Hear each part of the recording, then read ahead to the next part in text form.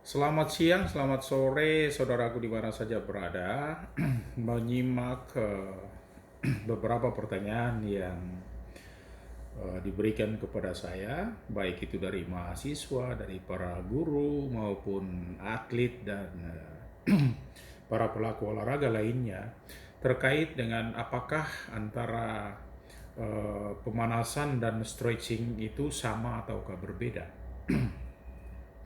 Maka saya menyatakan dengan tegas bahwa antara stretching dan pemanasan itu adalah dua hal yang berbeda. Ya. Jadi kalau pemanasan itu sebenarnya bagian yang lebih komprehensif, ya, karena di dalam pemanasan itu salah satu bagiannya adalah stretching. Ya, tapi kalau orang melakukan stretching itu tentu bukan saja untuk pemanasan, tetapi stretching itu sebagai salah satu bentuk latihan daripada meningkatkan kelentukan tubuh seseorang. Yang berikut bahwa di dalam pemanasan itu banyak hal yang kita lakukan, ya, atau banyak hal yang bisa kita lakukan di sana. Ya. Jadi kalau di pemanasan itu orang bisa saja melakukan jogging-jogging, ya, melakukan kegiatan-kegiatan yang sifatnya kalistenik, dan kemudian salah satu di dalamnya itu baru dilakukanlah yang namanya stretching, ya. Maka terkait dengan itu nanti yang terkait dengan stretching akan saya jelaskan kemudian. Tapi di kesempatan hari ini saya ingin menjelaskan dulu yang terkait dengan pemanasan. Ya, jadi pemanasan ini kan sebenarnya adalah suatu kegiatan yang dilakukan untuk menyiapkan tubuh kita untuk menerima aktivitas atau beban kerja yang lebih berat. Tentu saja beban kerja itu bisa kerja fisik yang pekerjaan-pekerjaan yang lain ataukah berolahraga. Ya, katakanlah dalam konsep ini kita sedang menyiapkan tubuh kita untuk berolahraga secara lebih baik atau menerima beban yang lebih keras dari sisi olahraganya. Terkait itu manfaat-manfaat dari pemanasan ini saya ingin menyampaikan ada 4 hal penting yang perlu kita perhatikan atau yang merupakan manfaat dari pemanasan ini. Yang pertama itu adalah mempersiapkan otot-otot yang akan digunakan. Yang kedua itu meningkatkan suhu tubuh, dan kemudian yang ketiga itu meningkatkan sirkulasi darah, dan yang keempat adalah mencegah cedera. Ini manfaat dari dilakukannya pemanasan atau warming up. Nah, yang pertama terkait bagaimana mempersiapkan otot-otot yang akan digunakan.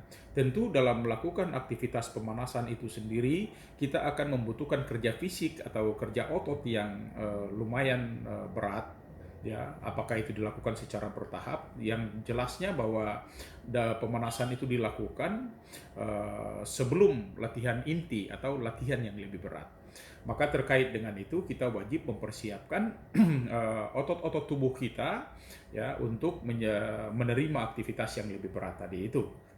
Bahwa otot-otot yang dapat berkontraksi lebih cepat dan lebih keras itu jika suhu otot kita itu lebih tinggi daripada suhu tubuh, ya. Sebaliknya jika suhu otot kita lebih rendah dari suhu tubuh yang normal, maka viskositas atau kekentalan plasma otot itu akan bertambah. Jadi akibatnya otot tersebut akan menjadi lamban, menjadi lemah, atau kemudian kurang kuat untuk berkontraksi. Yaitu secara faalianya demikian. Yang kedua terkait dengan meningkatkan suhu tubuh. Ya.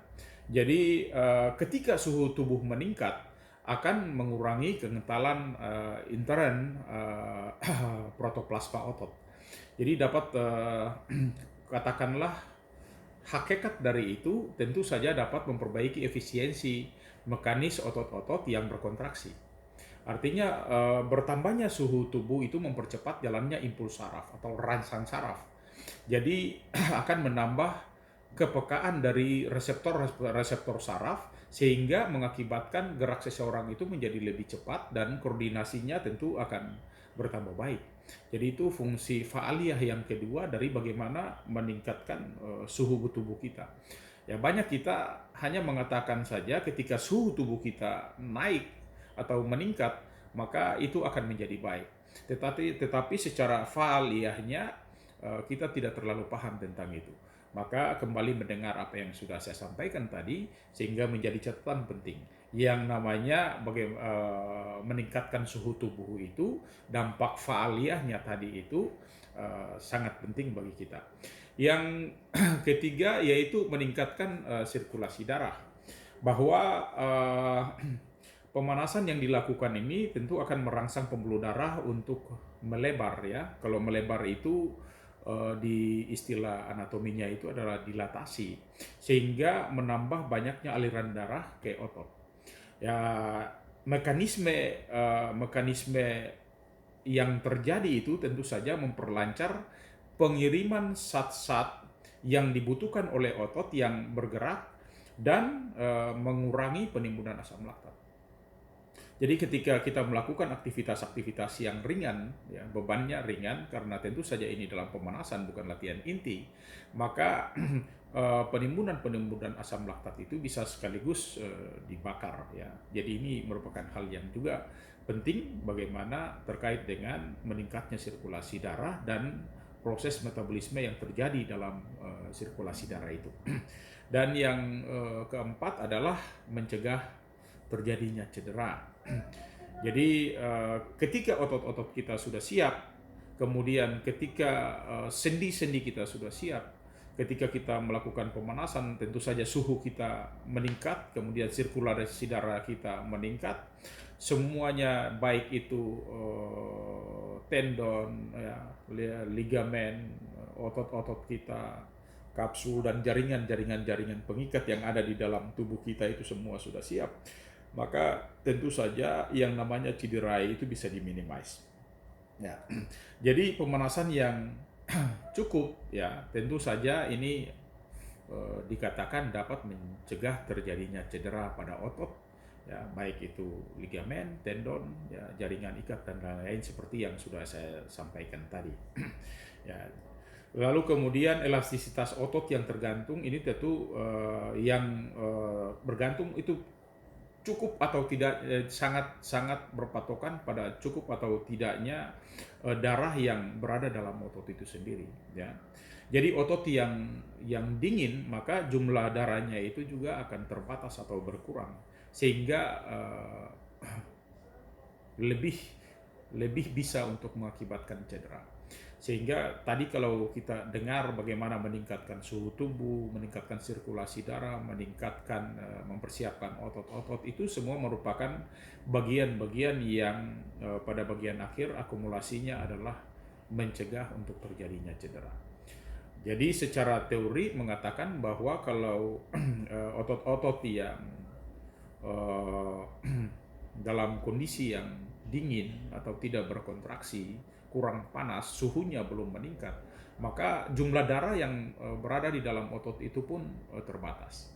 Nah, kalau jumlah darah yang ada di dalam otot itu terbatas, maka otomatis juga pergerakan tubuh manusia itu akan sangat terbatas, dan ketika itu kita paksakan, maka akan bisa menimbulkan cedera.